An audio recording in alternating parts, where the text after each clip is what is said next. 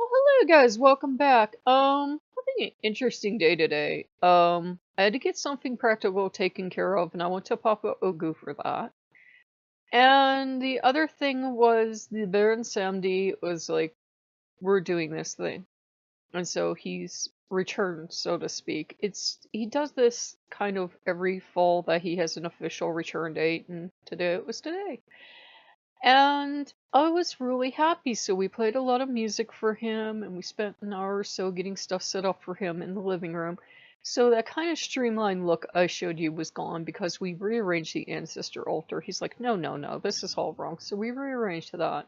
And we did bring some of his stuff from his grand altar up so that he can have a presence here. And we brought some of his stuff down from upstairs so that he has a nice snuggly presence here. And he's kind of balancing out Dionysus's energy. That way there's this grounding influence. Even though the Baron has a reputation to be wild, he can also ground anyone else instantly. It's like they hit a brick wall. And we had done, like, I lit a candle for him. I dressed a candle for him and lit a candle for him, so he was pleased. And Dionysus seemed to take to it okay. But I think in a way Dionysus is pleased to have someone there to balance him out. Now, I know a lot of people would say that's the exact wrong thing with eclectics. You're mixing pantheons. And I've known the Baron for like 15, 20 years at this point. And he knows me, and he knows how to work with me, and he knows when something's too much, and he knows how to take care of me and get me through things. Where with Dionysus and, Apollo and the rest, they sometimes seem like they really don't know where I'm coming from. That's one of the problems I have with working with the Greek gods, where they don't always seem to really recognize where I'm coming from, where the Baron knows me all too well.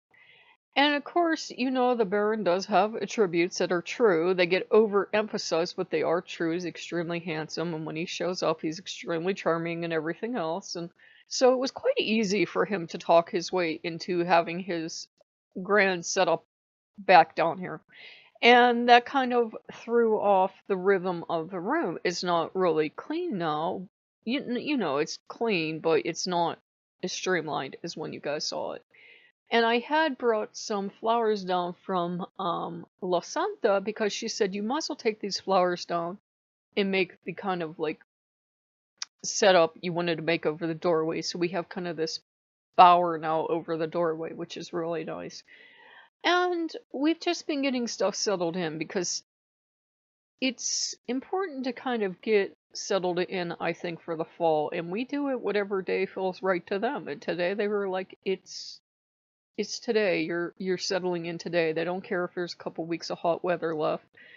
I'm getting settled in today, and they're kind of pushing me and making sure I have all my ducks in a row before winter hits because I have like a really bad driveway, so nobody's going to appreciate making a service call in the middle of winter.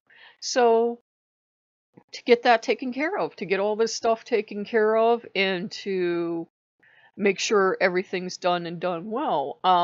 What started all this is I had someone for plumbing, and I had them for the longest time. I never liked these guys because they're kind of expensive, and I remember the last time they were here, they told me, oh, they didn't really like putting all the stuff in that's in this house, and I'm like, well, then why did you put it in? You're the expert. Why didn't you recommend something that,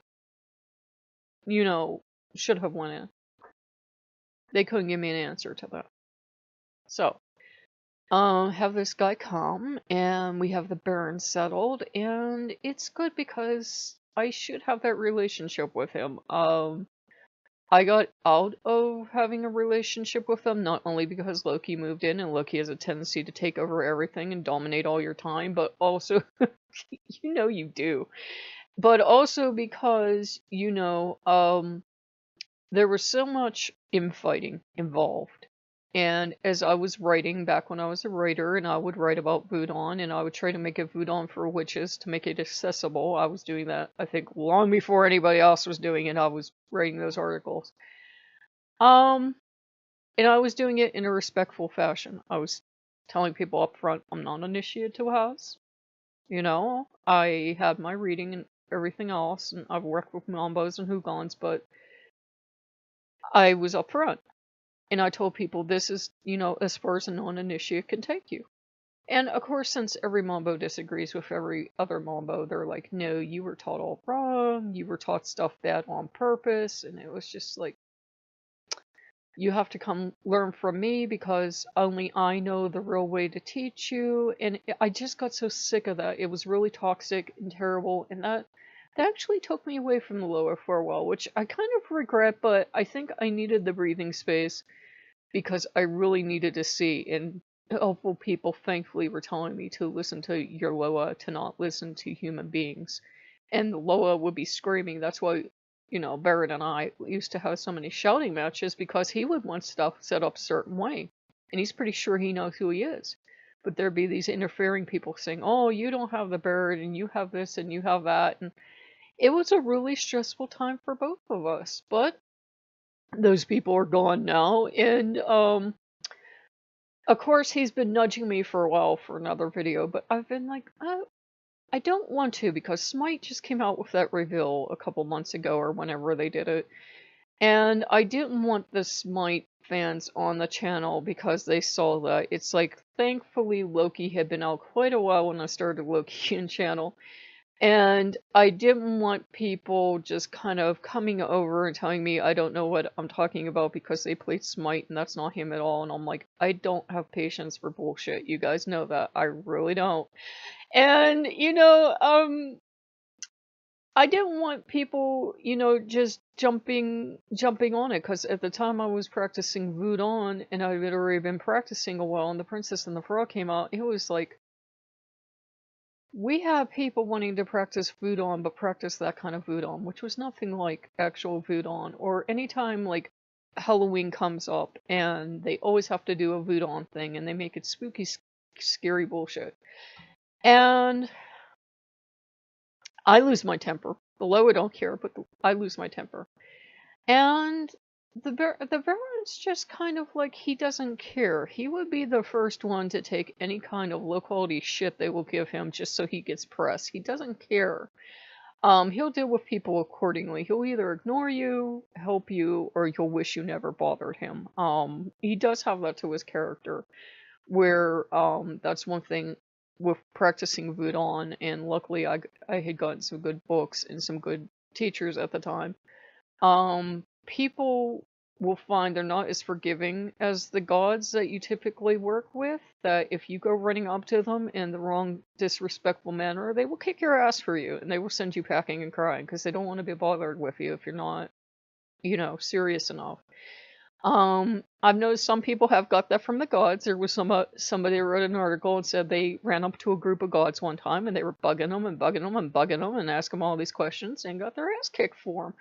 It'll happen a lot faster in Voodoo. So it was good to have them come back. And like I said, they've never really left, but this was more like an official, we are here and everything else. And it's good to have the Baron back too, because that settles out Dionysus nicely, and it settles out this floor nicely, because the energy did feel a little lacking, and I really didn't like how the ancestor altar was set up. It was pretty, but it was not me, because it's like, I've reached the point where statues of the Virgin Mary or Jesus or something, they're okay, but I feel nothing when I look at them, so it was more towards the ancestors, and I was getting an idea that my parents really don't care to have an altar, so it's becoming more of a Baron's altar, which is just fine, because it's been about a decade for my father, 7 years for my mother. I've really never had much contact with them, whether that's their choice or my choice, or it's just what happened. It's just what happened. So I think it's going to probably end up becoming totally, the Baron's altar. I have worked with ancestor altars before, and I've never really had good results because I end up having to claim ancestors, which is a practice where you have to claim people you can stand. They're usually outside your family as ancestors, and like you can claim animals and stuff, though not everyone agrees, and work with them. And I've just never really felt anything doing ancestor work. Not everyone does. Some people can really get along with their ancestors. Mine as far back as I can tell you, would disown me for practicing voodoo or practicing Wicca or working with any of these strange gods. They would want nothing to do with it. They were nice little Catholics. They wouldn't want anything to do with it. So it's been refreshing because the Baron, since he is, you know, so associated with death, he can tell you, you know, you don't have to do this practice if it's not helping, if it's not right for you, if you're not getting anything out of it, and you don't feel that the ancestors are appreciating it, or you don't feel, you know, your specific ancestors are liking it because you have to be you on your own altar, then that's a time to, you know, step away from it. Hades thought it would work, and it just wasn't working. My parents are not interested in showing up. If they were, they would have. The dead want to show up, you can't keep them out. So if my parents had wanted to show up, they would have, altar or no altar, and it's like they're kind of like off doing their thing.